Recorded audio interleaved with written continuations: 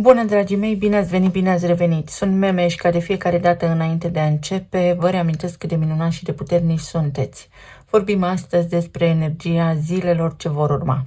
Luați informațiile care rezonează cu voi, iar dacă rezonați cu munca mea, vă invit cu drag să vă abonați și să apreciați acest clip. Pe perioada weekendului vom avea luna nouă din Fecioară și inclusiv soarele va face schimbarea din Leu în Fecioară. Bine ai venit, toamnă! Cam asta ne spune energia din această săptămână. Se deschide un nou sezon și știți bine, am spus deja, această toamnă va fi ca niciuna alta, pentru că de la această lună nouă din Fecioară se schimbă cumva direcția noastră a tuturor în funcție de ceea ce vom face de acum înainte. Trecem de la vacanță la lucruri realiste și serioase. Cine își vede de treabă și muncește va avea rezultate. Cine va face lucruri și nu va pierde timpul va avea rezultate. Așadar, la orice lună nouă ne trasăm intenții. Atât că această lună nouă va face quadratură cu Uranus, care este în Gemeni. Adică un aspect foarte tensionat de 90 de grade. Este ca și când înainte de a începe ceva nou trebuie să iei o decizie. Ai avut alegeri la îndemână, te-ai hotărât dacă ceea ce vrei acum, ai înțeles dacă ceea ce vrei să faci acum îți este potrivit sau nu, ai devenit înțelept, ți-ai făcut până acum treaba sau ești tot la nivel de superficialitate. Ți-ai făcut temele, ai cercetat, ai înțeles, ai studiat, ești pregătit, pentru că dacă nu, s-ar putea să-ți trasezi niște intenții sau să începi niște lucruri pentru care ulterior vei avea parte de surprize majore neașteptate. Asta simbolizează Uranus, surprize neașteptate. În contextul în care Uranus este octava superioară a lui Mercur și Mercur este guvernatorul Fecioarei și guvernatorul Gemenilor, Mercur va fi guvernatorul acestei luni noi. Mercur simbolizează tehnologia, se dezlănțuie. În 10 ani de acum înainte vom avea niște lucruri colosale, pentru care foarte puțini oameni acum sunt pregătiți. Am tot spus și am repetat. Este necesar să ne facem temele, este necesar să ne actualizăm, să vedem la ce suntem buni și la ce nu și foarte, foarte important să nu pierdem timpul.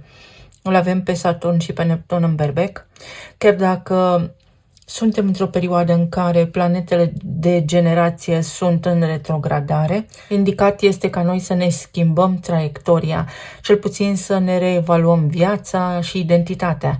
Pentru că dacă v-aș întreba cine sunteți, mi-ați răspunde nume, prenume, ce vârstă aveți, ce profesie aveți, câți copii aveți, etc. Acelea sunt doar roluri. Mai poate fi un weekend cu foarte multe surprize, cu ceva neașteptat, ceva ce poate implica și trecutul. Da, este o perioadă care, uite, va scoate la suprafață multe lucruri necunoscute pentru foarte mulți dintre voi și, de asemenea, foarte mulți dintre voi puteți avea parte de revelații. Și vă voi arăta un exemplu de revelație. Pentru că astăzi am vrut, ca de obicei, să iau puțină sare celtică în paharul cu apă pe care îl beau, pentru că dacă nu avem săruri în corp, nu ne putem hidrata, în consecință ne simțim obosiți și așa mai departe, nu intru în discuție. Și uitându-mă la punga asta, până acum nu i-am dat importanță, am văzut aici, dragon, super mâncare. Super mâncarea dragonului sau super mâncare din dragon, French sea salt, adică sare celtică.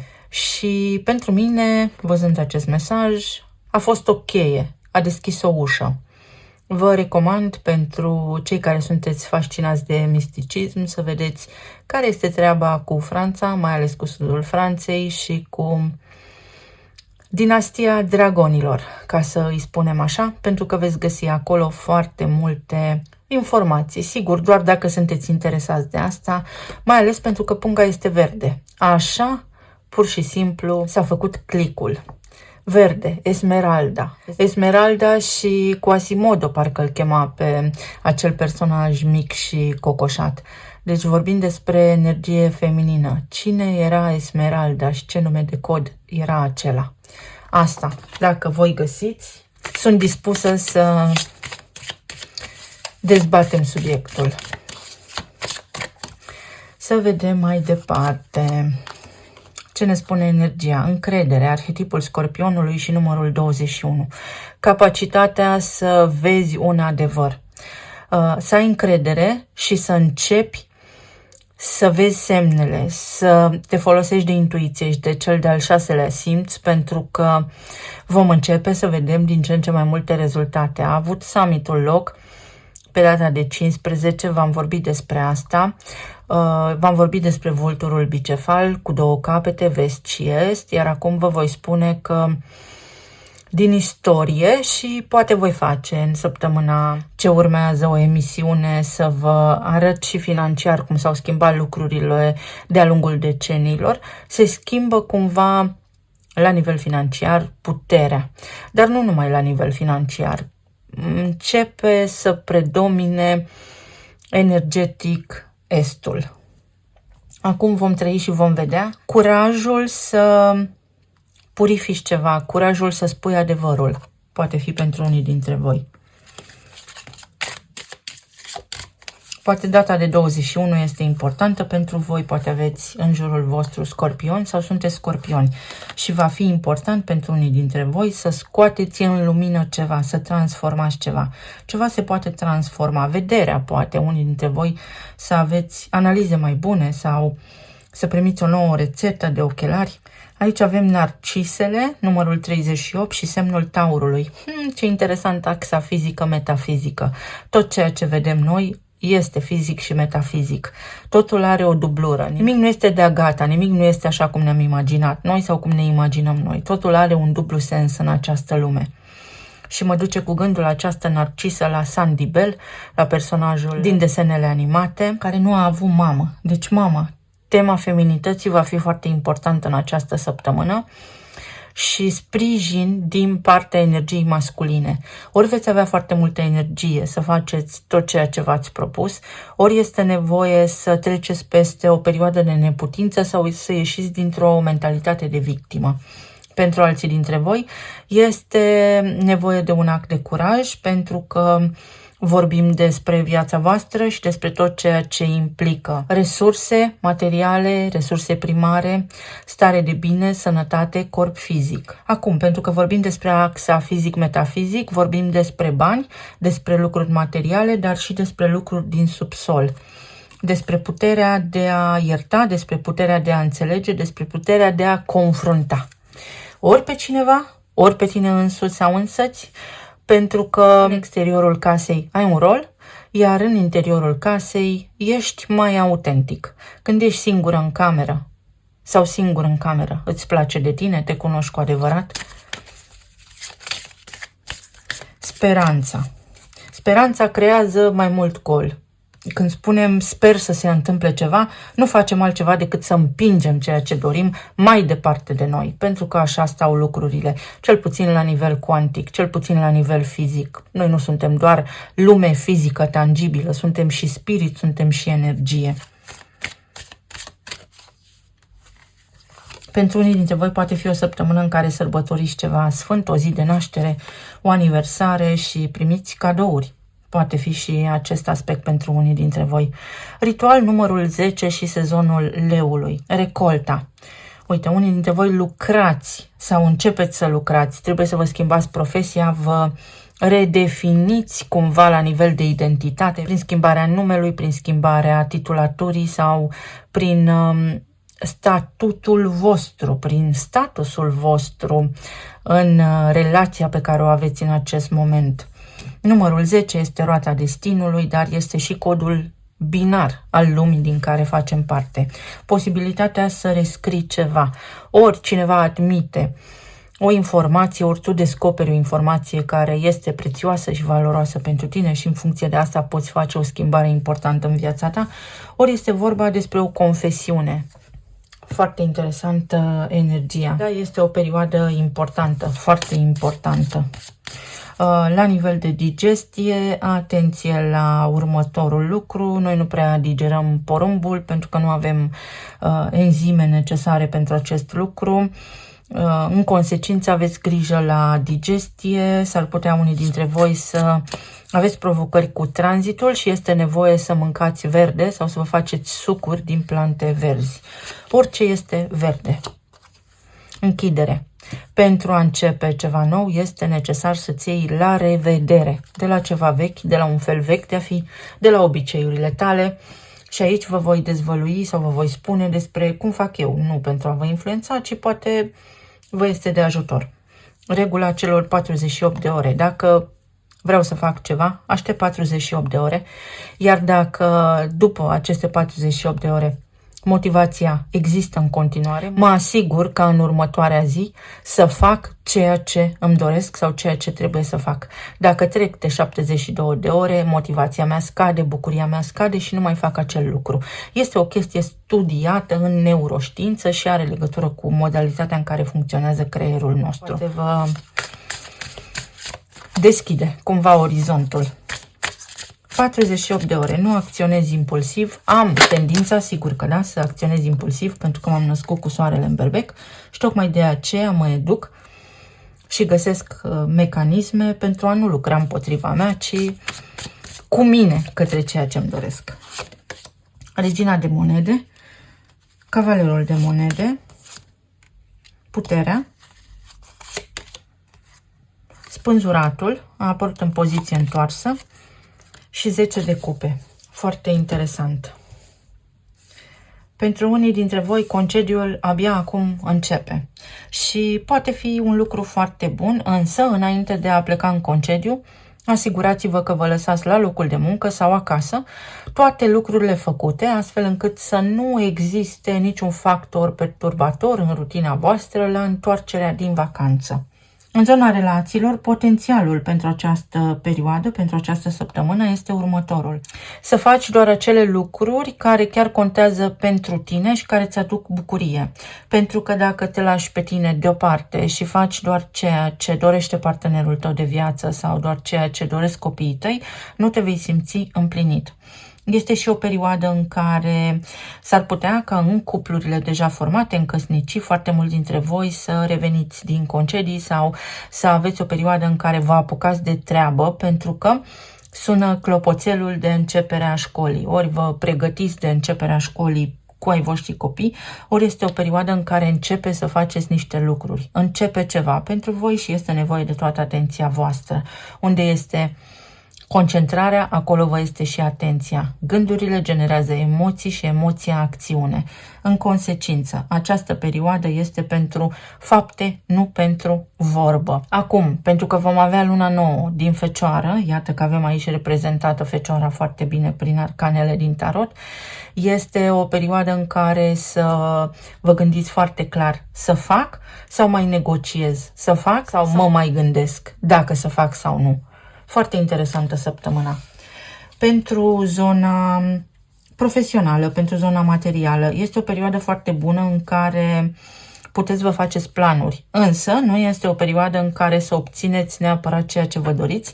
Când vine vorba despre locul actual de muncă, nu este neapărat o perioadă în care să vă dați demisia, ci mai degrabă să vă asigurați că înainte de a vă angaja într-un alt loc de muncă aveți suficientă experiență sau să vă hotărâți foarte clar dacă vreți un nou loc de muncă.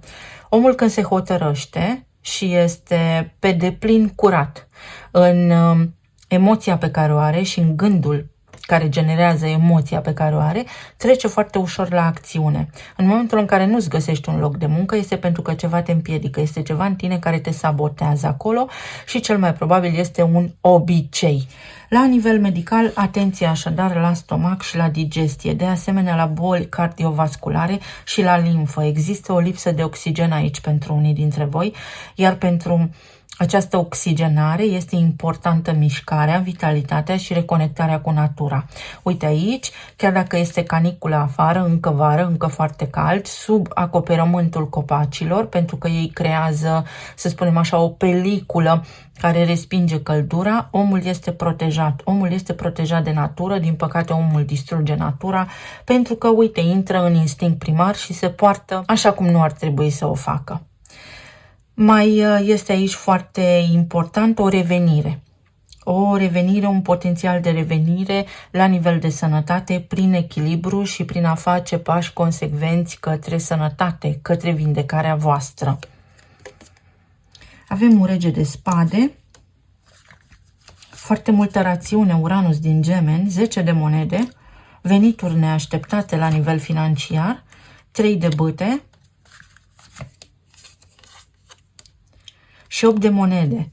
Uite, nu vă dați demisia înainte de a vă găsi alt loc de muncă. Este un mesaj pentru unii dintre voi. Pentru alții dintre voi este vorba despre a face ceva în acest sens.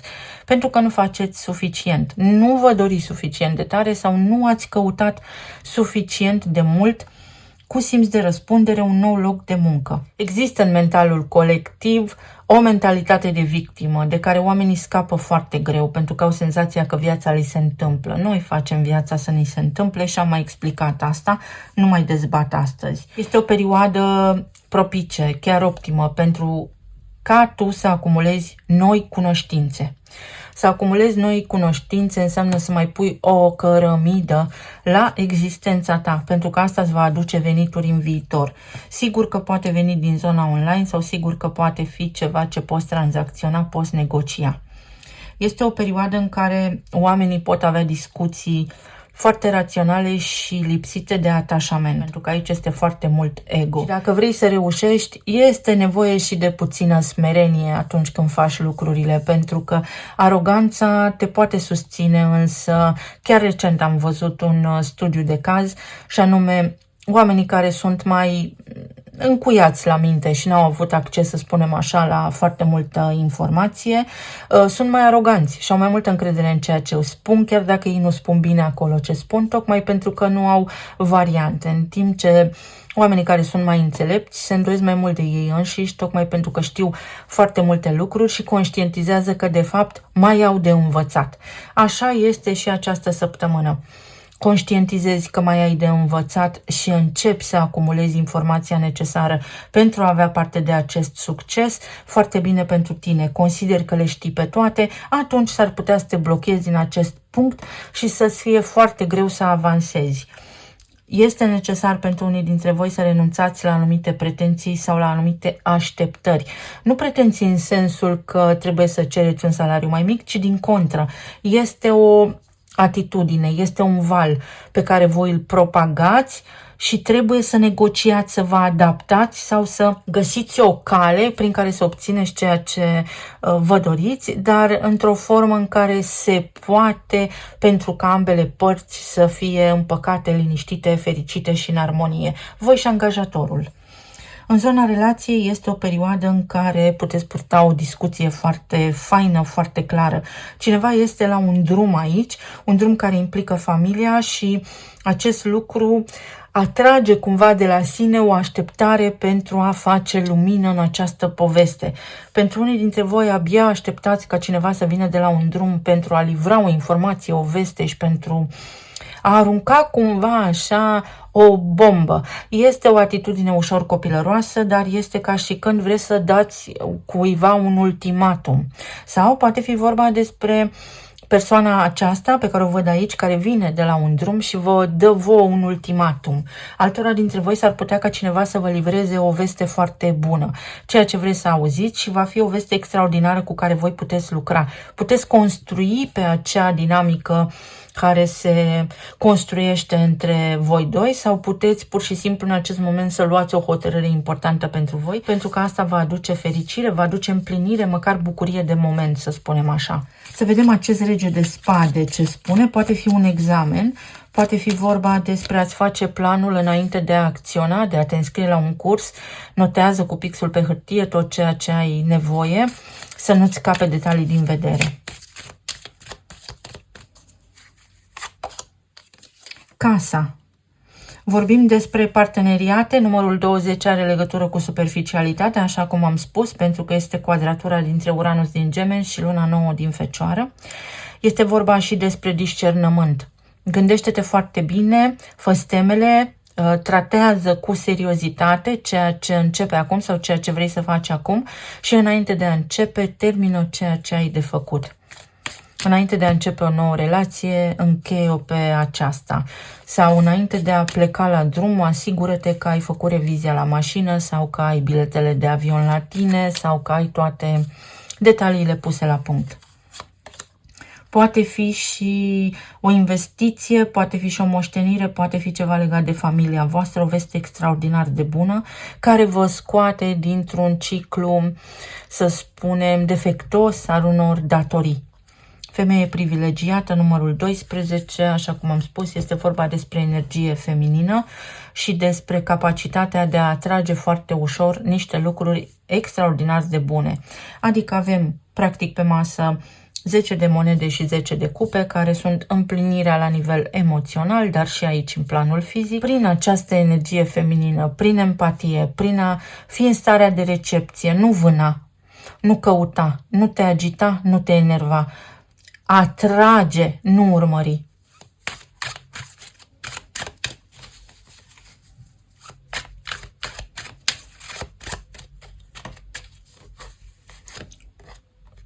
Și din nou casa.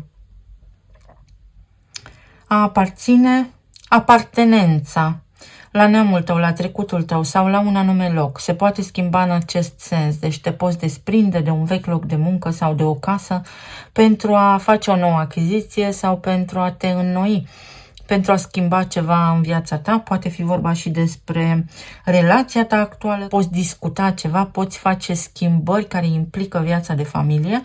Este nevoie de structură, trecem de la distracție la lucruri serioase care fac parte din viața de om mare. Poate fi o construcție de casă, poate fi vorba și despre a trasa niște limite sănătoase, a avea un plan foarte bine structurat. Mai multă structură, pentru că există o undă de haos aici, cu arcana puterea pe sezonul leului. Oamenii sunt concentrați mai mult pe distracție. Și avem aici vărsătorul, Pluton în retrogradare. Poate fi un act de succesiune care implică mai mulți frați sau să te gândești cum să pui, spre exemplu, banii în mai multe coșuri. Știți cum se spune? Nu-ți pune toate ouăle în același coș. Poate fi vorba și despre faptul că sunteți mai mulți candidați pe aceeași poziție. Sau poate fi vorba despre faptul că în perioada ce urmează ar trebui să vă concentrați pe ceea ce puteți face din aproape în aproape, pentru că sunteți unii dintre voi copleșiți și în momentul în care vă gândiți la niște lucruri, din prima vă blocați acțiunea sau modul în care acționați pentru că vă gândiți la toate lucrurile deodată. De asemenea, avem arcana steaua, o apropiere sau o îndepărtare. Poate fi pentru unii dintre voi o decizie de întoarcere înapoi la locurile natale sau poate fi vorba despre faptul că primiți ajutor din partea neamului, a familiei voastre, sau poate fi o întoarcere de acasă și în momentul în care ajungeți unde sunteți voi relocați acum, vă treziți nostalgici. Mai poate fi vorba despre o persoană, despre poate o energie feminină sau o energie masculină. Avem ambele opțiuni aici, care până acum a fost foarte individualistă, s-a gândit doar la sine și dintr-o dată are această deschidere către egalitate, fraternitate, către a împărți, către a oferi o mână de ajutor. Este o relaxare. Deci această săptămână vă oferă posibilitatea să treceți prin niște situații cu anumiți oameni, situații care se relaxează. Să vedem ce ne spun și talismanele. Nu știu dacă am timp să postez astăzi, pentru că am avut o zi foarte plină de diverse activități. Eu nu mă plictisesc, că am atât de multe lucruri de făcut, încât mai am nevoie de vreo 10 ore în zi. Niciodată nu mă plictisesc. Uite, atenție la stomac, inflamații, să încercați să identificați alimentele care vă inflamează stomacul, intestinul, prin excludere. Să vedeți ce ați mâncat astăzi, excludeți unul dintre ele și apoi încă unul și tot așa până identificați cauza.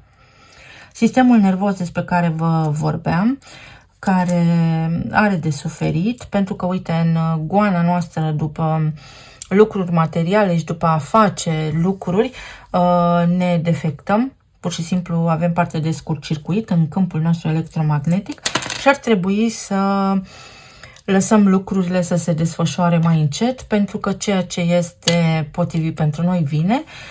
Se întâmplă în perioada următoare pentru unii dintre voi ceva minunat, ceva bun, vi se umple coșul de la 0 la totul, Practic, noi avem și totul și nimicul deopotrivă, cam așa stă treaba și cu această săptămână.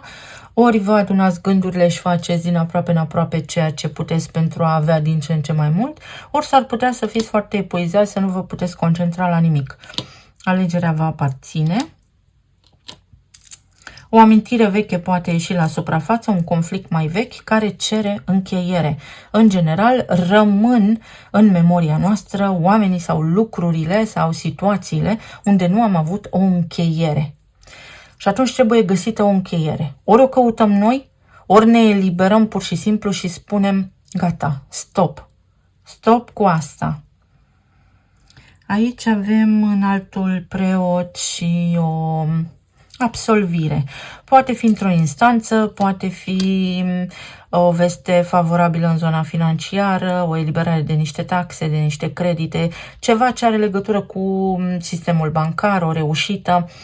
Este ceva ce vă face vouă bine și vouă și casei voastre și bugetului vostru.